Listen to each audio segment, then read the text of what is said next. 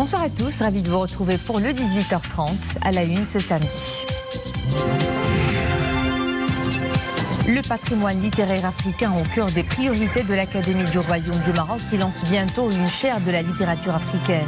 Un atelier de réflexion est initié à Rabat en présence de personnalités du monde de la culture et de la littérature de haute facture. Éliminatoire de la Coupe du Monde 2022. Le Maroc et la RDC se sont neutralisés hier à Kinshasa sur un match nul, un but partout. L'entraîneur national Vahid Halilovic promet mieux au match retour mardi prochain à Casablanca.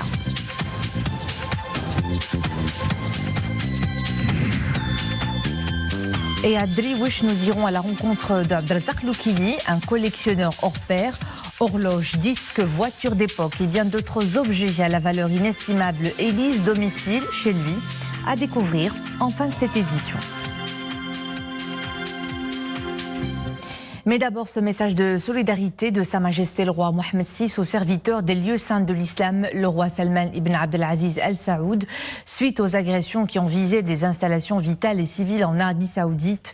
Dans ce message, Sa Majesté le roi affirme avoir suivi, et je cite, avec ferme condamnation, ces nouvelles agressions ignobles et répétées. Le souverain dénonce rigoureusement ces actes subversifs et terroristes lâches et réitère la solidarité absolue du Royaume du Maroc avec ce pays frère. Sa Majesté le roi dit se tenir de manière permanente aux côtés du Royaume d'Arabie Saoudite pour faire face à ces tentatives abjectes qui ne constituent pas uniquement une atteinte à la sécurité de ses territoires et de ses citoyens, mais également une menace à la sécurité énergétique et à l'approvisionnement au monde. Autre message royal de condoléances et de compassion au roi de Bahreïn, Sa Majesté Hamad Ben Issa Al Khalifa, suite au décès de sa tante, son Altesse Sheikha Ben Salman Ben Hamad Ben Issa Al Khalifa. En ces douloureuses circonstances, le souverain exprime au roi Hamad et à travers lui à l'ensemble des membres de son illustre famille royale ses vives condoléances et ses sincères sentiments de compassion, implorant le Tout-Puissant d'entourer la défunte de sa sainte miséricorde et de l'accueillir dans son vaste paradis. Sa Majesté le roi a également adressé un message de condoléances et de compassion au président américain Joe Biden suite au décès de l'ancienne secrétaire d'État Madeleine Albright. Le message royal souligne que la regrettée était une figure imposante qui a marqué l'histoire en tant que première femme à devenir secrétaire d'État d'une grande nation. La défunte a servi son pays avec dévouement et fait preuve de sens de diplomatie, ajoute le message royal. Pour le Royaume du Maroc, la secrétaire d'État Albright demeurera une grande amie qui n'a ménagé aucun effort à la tête de la diplomatie américaine pour enrichir et renforcer notre amitié et notre coopération de longue date, et en particulier pour son ardent désir de promouvoir et d'élargir le partenariat stratégique entre nos deux pays, affirme le souverain. Sa Majesté le roi a également envoyé un message de condoléances aux membres de la famille de l'ancienne diplomate. C'est un projet culturel qui prend de plus en plus forme, le lancement de la chaire des lettres africaines. Mais avant la concrétisation, place d'abord à la réflexion. L'Académie du Royaume du Maroc a organisé aujourd'hui un atelier de réflexion sur les moyens susceptibles de transmettre des connaissances et de promouvoir la recherche dans le domaine des lettres africaines, une manière de valoriser et mieux connaître le patrimoine littéraire du continent. Ouissalim Ghri Nourdine Saber, Nisri El Hamdawi. Dans le tour de table, des intellectuels venus de plusieurs pays, ainsi que des auteurs et des écrivains africains. Ils engagent une réflexion sur le lancement d'une chaire des lettres africaines. L'idée de ce grand projet culturel est de donner à découvrir la richesse d'une littérature africaine plurielle, aux influences multiples. Tout un patrimoine qui mérite l'intérêt des futurs chercheurs.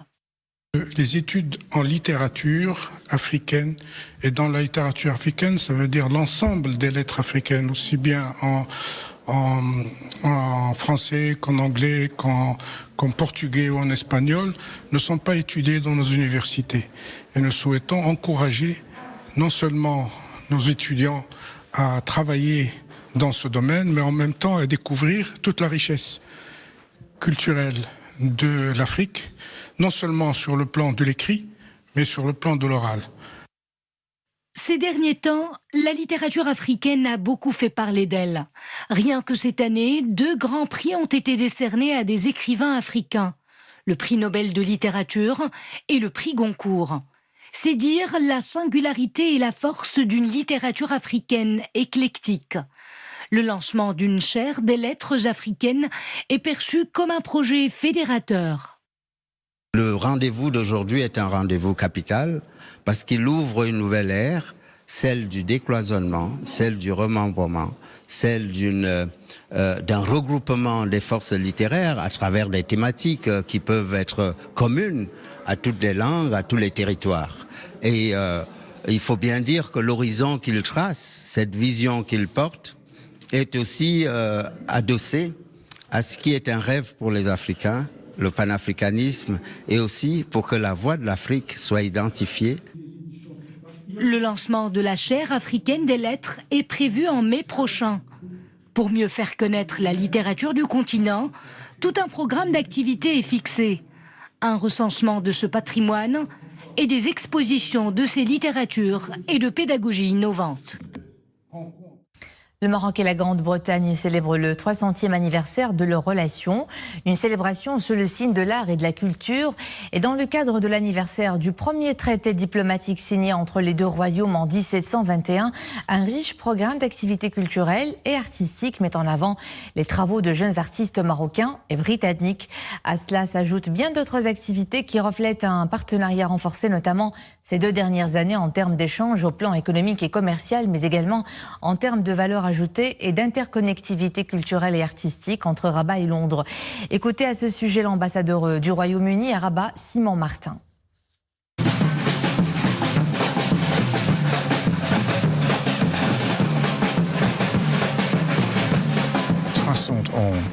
Depuis la signature du premier accord entre nos deux pays. On a célébré toutes les façons de notre relation économique, politique, en sécurité, les connexions entre les gens et la culture aussi. Et ce soir, c'est la célébration des connexions culturelles et artistiques entre nos deux pays.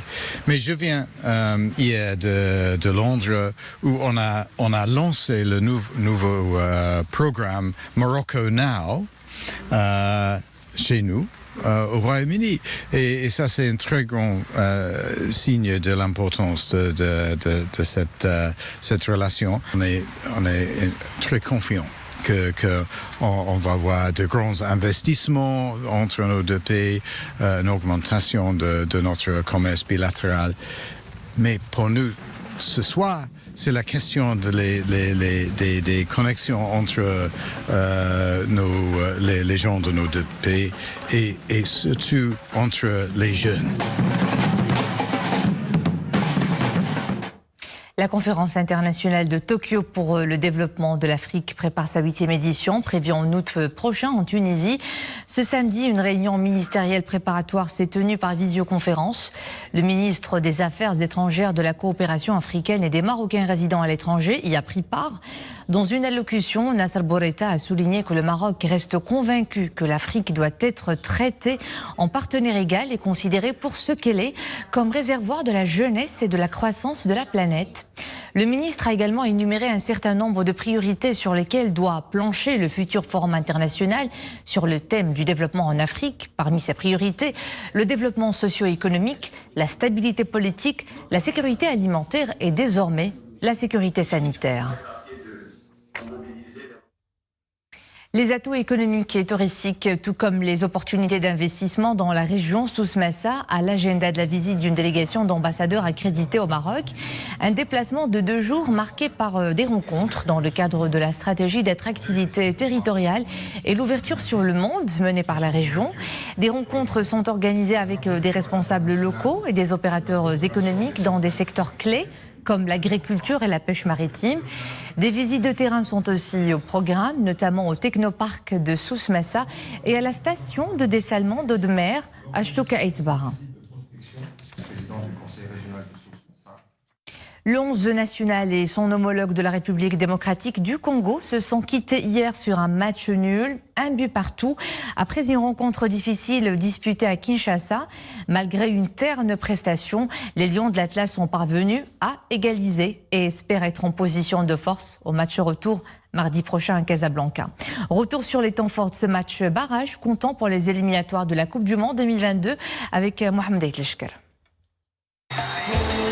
Un début de match plutôt correct avec engagement physique, duel et même une domination au début de la rencontre par les Lions de l'Atlas, même si cette domination était restée stérile. Et puis, il y a eu ce tir surprise par le joueur de Brentford FC. Yohan Wissa, tir dévié de la tête par Ramsès.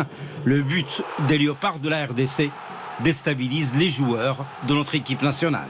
On prend un but, une frappe que je dévie un peu, qui trompe Yacine. Malheureusement, c'est des faits de jeu. On a perdu un petit peu maîtrise de jeu à ce moment et oui, ils ont profité de ce moment comme ça. Il a fallu ensuite attendre la reprise du jeu en deuxième mi-temps pour que les joueurs se ressaisissent et reprennent en quelque sorte l'initiative. À la 54e minute de jeu, Raël Maes offre l'occasion d'égaliser pour le Maroc, mais sans pénalty, est placé au-dessus de la barre transversale. Avec une course d'élan un peu bizarre quand même.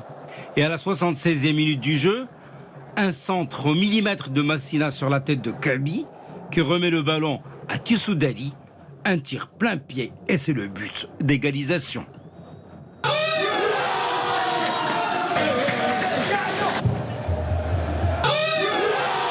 En deuxième mi-temps, on a gagné beaucoup plus de duels, on a été plus tranchant dans tout ce qu'on faisait.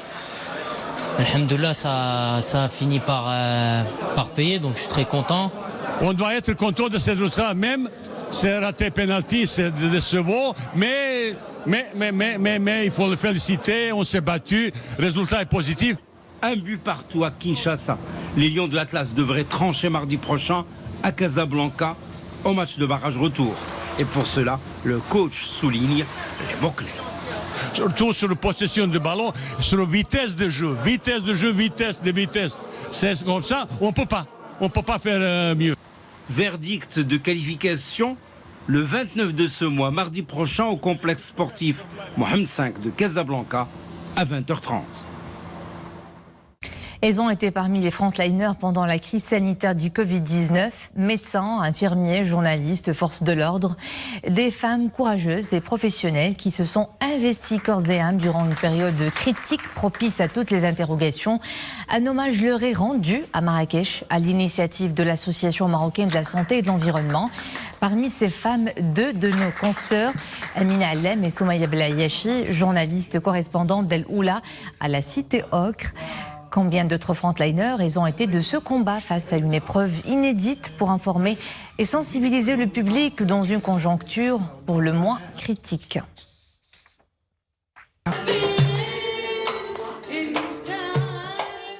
La construction sociale des faits de parenté, de famille et de communauté, c'est l'intitulé d'un ouvrage récemment publié par le sociologue Mohamed Talha. L'auteur y propose une analyse de l'organisation de la communauté et ses modes de vie collectifs à l'aune des changements que connaît la société et son ciment, la famille. Écoutez ces explications de l'auteur Mohamed Talha sur sa méthodologie qui adopte l'approche d'une perspective ethno-méthodologique.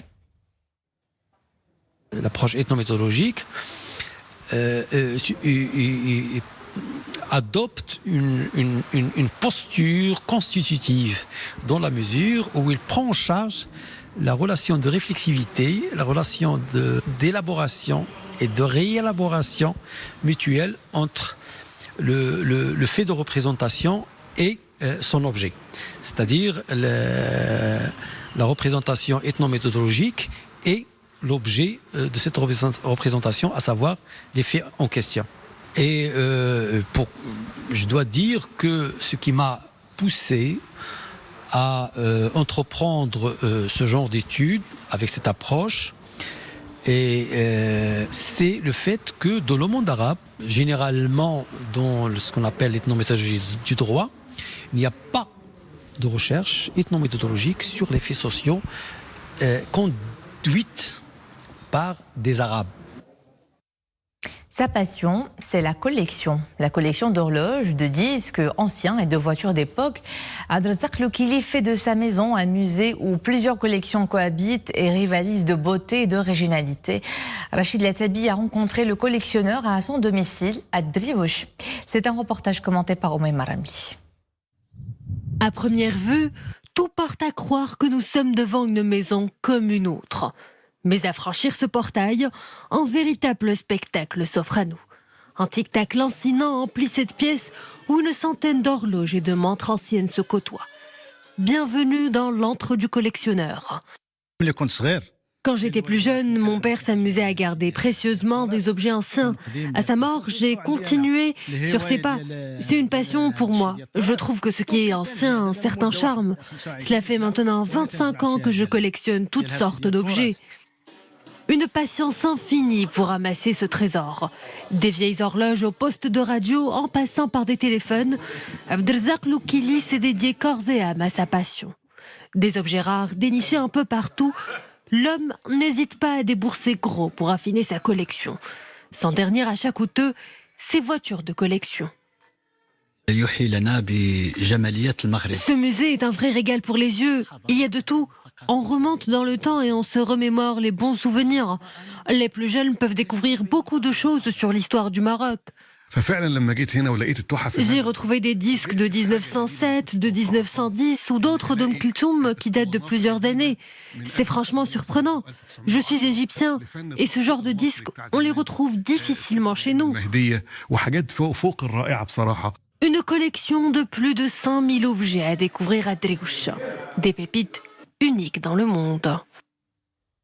Et avant de nous quitter, ce rappel, à l'approche du mois sacré de Ramadan, le Maroc repasse à l'heure légale GMT demain dimanche à 3h.